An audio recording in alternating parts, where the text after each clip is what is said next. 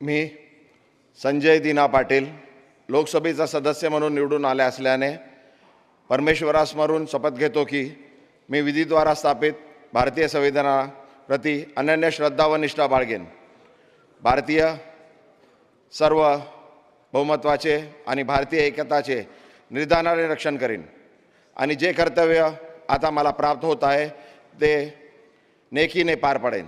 Jai Hind, Jai Maharashtra.